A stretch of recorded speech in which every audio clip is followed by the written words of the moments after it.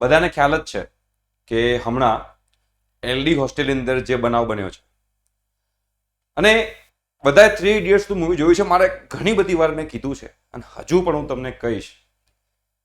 અને અમારા platform through જો એક પણ વ્યક્તિ એમાંથી બહાર આવી ગયો ને તો આ ચેનલ બનાવવાનું અમને જે છે જે અમારું જે વિઝન ને જે મિશન જે છે એ પૂરું થઈ જશે. બધાએ 3 ઇડિયટનું મૂવી જોયું છે. એમાં જે ગિટાર વગાડે છે, ગીવ મી સમ સનશાઇન, ગીવ મી સમ રેન, આ જે છે એ ટ્વીટ કરે છે અને પછી જ્યારે એનું ફ્યુનરલ ચાલતું હોય છે ત્યારે આમિર ખાન એને કહે છે કે જે ડેથ સર્ટિફિકેટ છે એમાં લખ્યું છે કે અહીંયા ગળામાં પ્રેશર આવવાના કારણે એનું ડેથ થયું છે. પણ એકચ્યુઅલી જે મગજમાં જે સ્ટ્રેસ આવતો હતો, મગજમાં જે પ્રેશર આવતું હતું એનું તો કોઈ આગળ માપ જ નથી. એટલે આ સુસાઇડ નથી, આ મર્ડર છે એવું એનું એમાં કહેવું હતું. યસ, જે લોકો આ પગલાં ભરે છે આ પગલાં ન ભરવા જોઈએ. પણ અહીંયા જે પ્રેશર આવે છે એના રીઝન કયા છે? કયા રીઝન છે? 2 રીઝન છે, સૌથી મોટા 2 રીઝન છે. એક જે એક્સટર્નલ છે અને બીજું ઇન્ટરનલ છે. એક્સટર્નલ પ્રેશર આપણા હાથમાં નથી. એક્સટર્નલ પ્રેશર એટલે શું?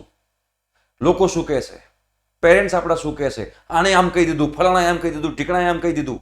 એ એક્સટર્નલ પ્રેશર છે જે આપણા હાથમાં નથી, એ બધાને જ ખ્યાલ છે. બટ જે ઇન્ટરનલ પ્રેશર છે જે આપણે પોતે ક્રિએટ કરીએ છીએ એ તો આપણે બંધ કરી શકીએ ને? ના કરી શકાય. આ છોકરાએ જે સુસાઇડ કર્યું છે એનું રીઝન એ છે કે એક્ઝામમાં ગયો અને એક્ઝામની અંદર એની પાસે મોબાઈલ હતો, મોબાઈલ પકડાઈ ગયો અને મોબાઈલ પકડાઈ ગયો જેના કારણે એને લાગ્યું કે મારી પર યુએફએમ થશે અને કોપી કેસ થશે, મારું વર્ષ બગડશે, લોકો શું કહેશે.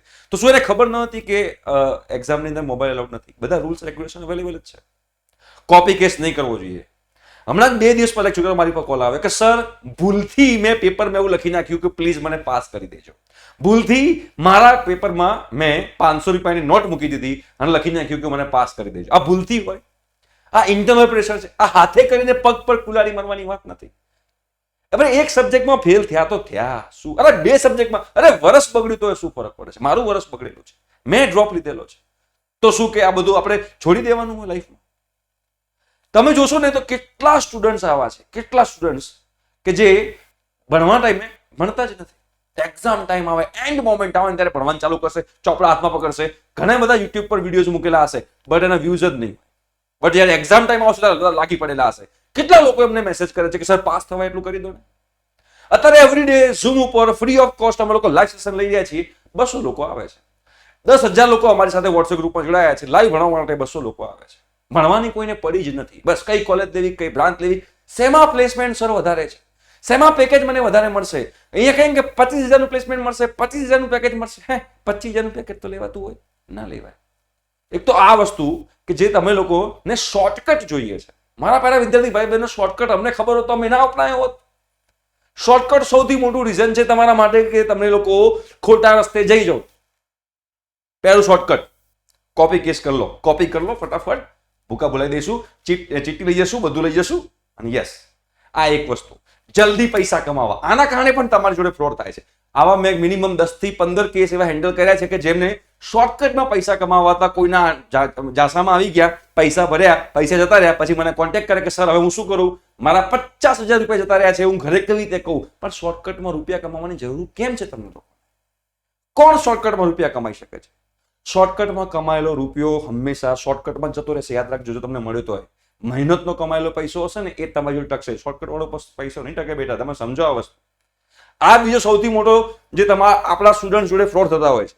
પહેલો મેં કીધું કે તમે લોકો ટાઈમસર સ્ટડી નથી કરતા જેના કારણે તમારી ઉપર પ્રેશર વધે છે, જે એનું રીઝન તમે જ છો. બીજું, તમે શોર્ટકટથી પૈસા કમાવા જાઓ છો અને શોર્ટકટથી પૈસા કમાવો છો ત્યારે પણ તમને ફ્રોડ થાય છે અને ફ્રોડ થાય છે જેના કારણે તમને પર પ્રેશર આવે છે. એ પણ એનું રીઝન કોણ છે? એનું રીઝન પણ તમે જ છો. ત્રીજું શું છે? હની ટ્રેપ. આ હની ટ્રેપના તો કેટલાય કિસ્સા મેં હેન્ડલ કર્યા છે. હની ટ્રેપ મતલબ શું છે કે વોટ્સએપ પર વિડીયો કોલ આવે, સામે કોઈ છોકરી હોય, ન્યૂડ હોય, છોકરો એકદમ પ્રોવોક થઈ જાય, એ પણ પોતે ન્યૂડ થઈ જાય, સામે સ્ક્રીન રેકોર્ડિંગ થઈ જાય અને સ્ક્રીન રેકોર્ડિંગ થાય પછી એને બ્લેકમેલ કરે કે તું આટલા રૂપિયા આપ. હની ટ્રેપ કેટલા! અરે આમાં તો મોટા મોટા લોકો ફસાય છે, આપણે નાના નાના છોકરાઓ, આપણું જે દેશનું ભવિષ્ય છે એ નહીં ફસાય. તો આ હની ટ્રેપમાંથી પણ તમારે બહાર રહેવાની જરૂર છે. બરોબર છે કે તમને લોકોને આ ઉંમર છે, તમે લોકોને બધી ઈચ્છાઓ થતી હોય, તમે લોકો યુટ્યુબ પર જોતા હશો, તમે લોકો મૂવીઝમાં જોતા હશો, જેના કારણે તમને ઈચ્છાઓ થાય ને આવું કોઈ તમને કોલ કરે તમે તરત એમાં ફસાઈ જાઓ છો. તો આ હની ટ્રેકમાંથી બહાર આવી જાઓ મારા પ્યારા વિદ્યાર્થી ભાઈ બહેનો.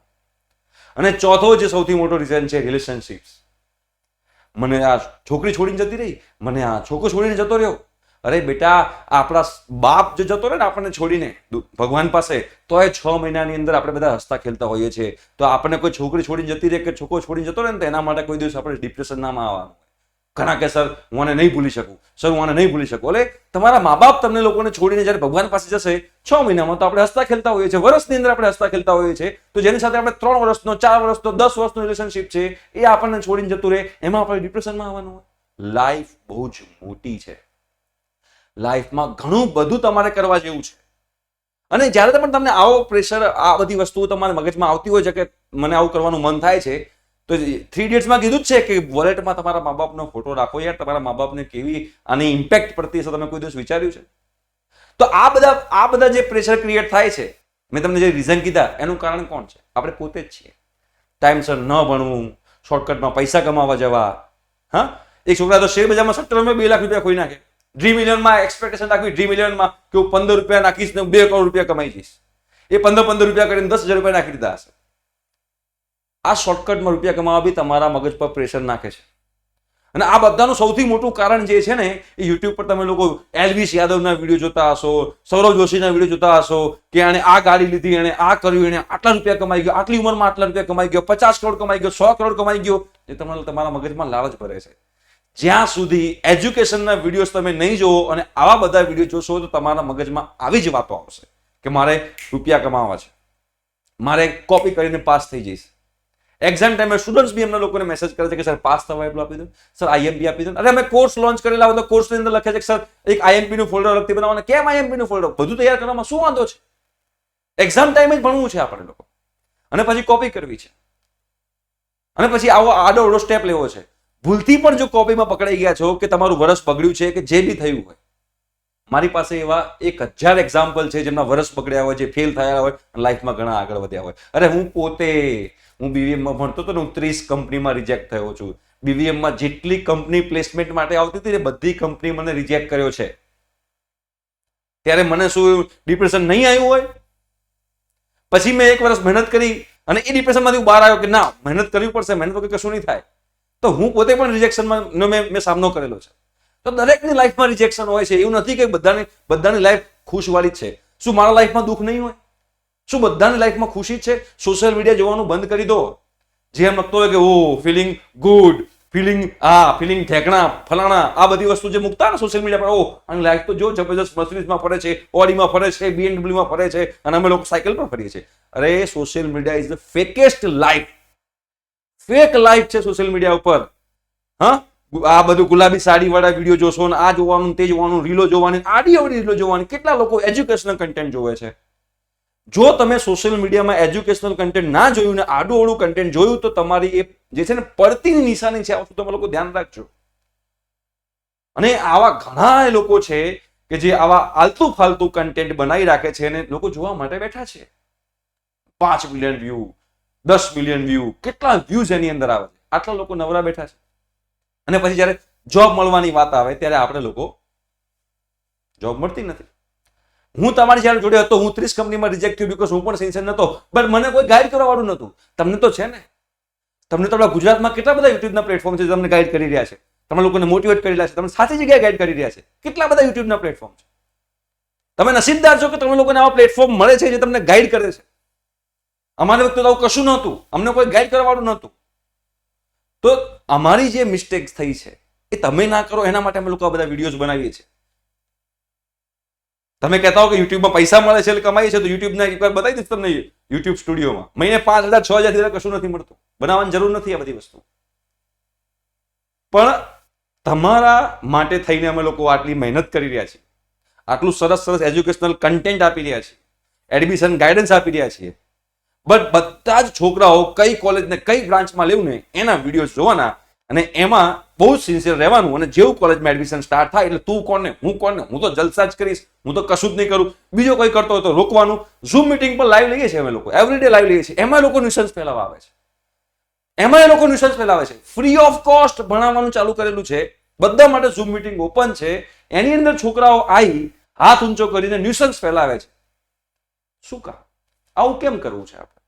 શું મને યુટ્યુબ પર નીચે કમેન્ટમાં ગાળો નહીં આવતી હોય? તો શું મને ડિપ્રેશન નહીં આવતું હોય?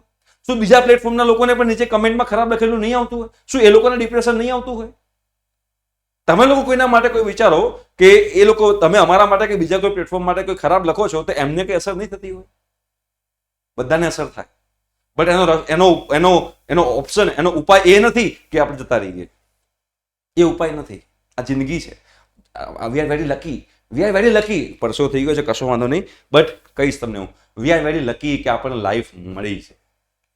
જ્યારે પણ દુઃખ થાય ને બેટા, ત્યારે એકવાર જોવાનું કે જે લોકો અપંગ છે ને, જે લોકો ચાર રસ્તે પેલા કહેવાય ને, ચાર રસ્તા ઉપર સિગ્નલ પર જઈને ભીખ માંગે છે ને, એ લોકોની લાઈફ જોવો એકવાર કે એ લોકો કેવા છે, એ લોકોની લાઈફ કેવી છે. અમે લોકો જ્યારે ચાર રસ્તા પર ઉભા હોઈએ અને ત્યારે કોઈ નાના બચ્ચાઓ જે અમારી પાસે માગવા આવે ને, એમના ફેસ પરની સ્માઇલ જોઈએ ને, ત્યારે હું ને આમ મેડમ ડિસ્કસ કરતા હોઈએ છીએ કે સાલા આ લોકોની લાઈફ સારી છે, કેટલા હેપી છે.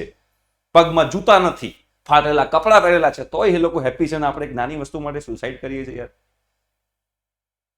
તમે ઘણા લકી છો કે તમને મા બાપ તમને સારી જગ્યાએ એજ્યુકેશન આપી રહ્યા છે. એનો વેલ્યુ કરો, તમારી જિંદગીની વેલ્યુ કરો, અને એ જિંદગીમાં કંઈક એવું ડિસિઝન લો કે ના, મારે લાઈફમાં એવું કરવું છે, મારે એવો ઇમ્પેક્ટ લાવવો છે સોસાયટીમાં, સમાજમાં મારે એવો ઇમ્પેક્ટ લાવવો છે કે જેના કારણે લોકોને હું કંઈક હેલ્પફુલ થઈ શકું. પૈસા તો બધા જ કમાશે, તમે કમાવાના છો, હું કમાવાનો છું, બીજા બધા પૈસા કમાવાના જ છે. પણ પૈસા સિવાય લાઈફમાં બીજું કંઈક કરવાનું કે નહીં? લાઈફ બેટા બહુ જ મોટી છે, બહુ જ સરસ છે, બહુ જ બ્યુટીફુલ છે. સુખ દુઃખ લાઈફનો એક પાર્ટ છે. જિંદગીમાં રોજ સુખ ના હોય અને રોજ દુઃખ ના હોય. સુખ દુઃખ તો ચાલ્યા જ કરશે, તો જ સુખની વેલ્યુ રહે. જો દુઃખ ના હોય તો સુખની વેલ્યુ ક્યારે ના રહે. તો મારા બધા જે વિદ્યાર્થીઓ, જે જાગૃત આવાજના વિદ્યાર્થીઓ જે છે, ઇવન જાગૃત આવાજના વિદ્યાર્થીઓ ના હોય ને એ લોકો પણ આ વિડીયો જોઈ રહ્યા હોય, તો મારી હાથ જોડીને નમ્ર વિનંતી છે કે આવા સ્ટેપ ના લેશો. અને જે વસ્તુ તમારા હાથમાં છે ને, તમારા હાથમાં છે એ વસ્તુ તો તમે લખો. એમાં તો તમે લોકો ઇમ્પ્રુવમેન્ટ લાવી શકો છો ને. જે બીજાના હાથમાં છે એ એમાં હું નથી કહી રહ્યો, જે એક્સટર્નલ પ્રેશર છે. બટ ઇન્ટરનલ પ્રેશર, કોપી ના કરવી, ટાઈમસર સ્ટડી કરવું, હની ટ્રેપમાં ના ફસાવવું, તમારે સટ્ટા રમવા ના જોઈએ, નશા ના કરવા જોઈએ. એવા ફ્રેન્ડ સર્કલ બનાવો જે તમને ઉપર લઈ જાય. એવા ફ્રેન્ડ સર્કલ ના બનાવો જે તમને નીચે લઈ જાય. રેગિંગ, આ બધાથી દૂર રહો ને. આ તો આપણા હાથમાં છે કે બીજાના હાથમાં છે? તો જે લોકો આ વિડીયો જોતા હોય ને, પ્રોમિસ આપો કે આ બધું અમે નહીં કરીએ. અને આ સુસાઇડ તો, અરે યાર તમે સમજતા નથી કેટલું ખરાબ વસ્તુ છે. આટલો યંગ છોકરો, 20 વર્ષનો છોકરો, 22 વર્ષનો છોકરો જે જતો રહે છે દુનિયા છોડીને, એના મા બાપને પૂછો કે એમની શું હાલત હશે યાર. એકવાર તો વિચારો. હંમેશા જે કહેવાય છે ને, ગુજરાતીની કહેવત છે, આગ લાગે ત્યારે કૂવો ખોદવો ના બેસાય. સિન્સિયર રહો. 4 વર્ષ સિન્સિયરલી ભણશો, સ્ટડી. હું નથી કહેતો કે એન્જોયમેન્ટ છોડી દો યાર, એન્જોયમેન્ટ કરો, ક્યાં ના છે એન્જોયમેન્ટ કરવા. પણ ખાલી એન્જોયમેન્ટ ના કરશો ને બેટા, કેમ કરવાનું? હા, તમે લોકો આગળ વધશો, તમે લોકો બહુ જ પૈસા કમાશો, તમે ક્યાં અમને રૂપિયા આપવા આવવાના છો? હા, તમે યાદ નહીં કરો, અમને ખબર છે. અમારી પહેલી બેચ તો જાગૃત આવાજની પહેલી બેચ તો પાસ આઉટ થઈ ગઈ, કોઈ મળવાય નથી આવ્યું અમને લોકોને કે sir thank you so much, તમારા કારણે 4 વર્ષની જર્ની સ્મૂથ થઈ. આટલા એડમિશનના વિડીયો બનાવીએ છીએ, કોઈ અમને, બહુ ઓછા લોકો છે જે અમને થેન્ક યુ કહેવા આવતા હશે, સર થેન્ક યુ, તમારા કારણે મને સારી જગ્યાએ મને એડમિશન મળ્યું. બહુ ઓછા લોકો કહેવા આવતા હશે. બટ અહીંયા આગળ છે શું કે અમે લોકો કેમ આ કરી રહ્યા છીએ? અમારા 2 વિઝન છે કે લોકોને હેલ્પ કરવી છે. અર્નિંગ તો છે જ, પૈસા કમાવાય તો દરેક એક જરૂરિયાત છે, નીડ છે. પણ ખાલી પૈસા નથી કમાવાના, ખાલી અર્નિંગ નથી. તમને લોકોને રાઈટ પાથ બતાવો છે. અને જેટલા લોકો આ વિડીયો જોઈ લો, નીચે પ્રોમિસ આપો કે સર આ બધા ખોટા રસ્તા પર નહીં ચડવું આ ખોટા રસ્તા ઉપર. આ મને પ્રોમિસ આપો. અને જે ઝૂમ મિટિંગ પર અમે લાઈવ લઈ રહ્યા છીએ, અગેન હું એનાઉન્સમેન્ટ કરું છું, 5 ઓગસ્ટ સુધી જેટલા પણ લોકોને ફ્રીમાં ભણવું આવી જાઓ, અમે ભણાવીશું ફ્રીમાં ઝૂમ મિટિંગ પર. ચલો બસ તમારા માટે ઓપન. જોઉં છું કેટલા લોકો રેગ્યુલર આવે છે, હું જોઈશ. આજે રાતે પણ 9 વાગે લેક્ચર છે જ. બટ એક વસ્તુ યાદ રાખજો, તમને લોકોને અગેન રિપીટ કરું છું કે મગજમાં એક વાર બી એવું આવ્યું કે મારે ખોટો રસ્તો લેવો છે, મારો નંબર લખું છું અહીંયા આગળ, બિંદાસ મને કોલ કરો, મેસેજ કરો, 9898500437. મને મેસેજ કરો, આની અંદર કોલ કરો, મને હું આન્સર આપીશ. હવેથી આ કોલ બધા માટે ઓપન છે, ગેરંટી. હું ઉપાડીશ ફોન. આ માટે નથી જોઈતું છોકરાઓ આ રસ્તો અપનાવે, મારે નથી જોઈતું. વોટ્સએપ કરો, મેસેજ કરો. તમે તમારા મા બાપ ના કહી શકતા હો, મને કહો. તમારો મોટો ભાઈ છું. તમને રિસ્પેક્ટ કરતા હો ના કરતા હો મને ખ્યાલ નથી, બટ આ નંબર હું ફોન ઉપાડીશ 9898500437 પર. વોટ્સએપ મેસેજ કરો, કોલ કરો, હું ફોન ઉપાડીશ. તમારા લાઈફનો પ્રોબ્લેમ છે, તમે કોઈને શેર નથી કરી શકતા, મારી જોડે શેર કરો. આપણે સોલ્યુશન લાવવાનો પૂરેપૂરો પ્રયત્ન કરશું. બટ પ્રોમિસ આપો કે તમે ખોટા રસ્તે જતા નહીં. પ્રોમિસ જોઈએ છે મારા નીચે કમેન્ટ બોક્સમાં.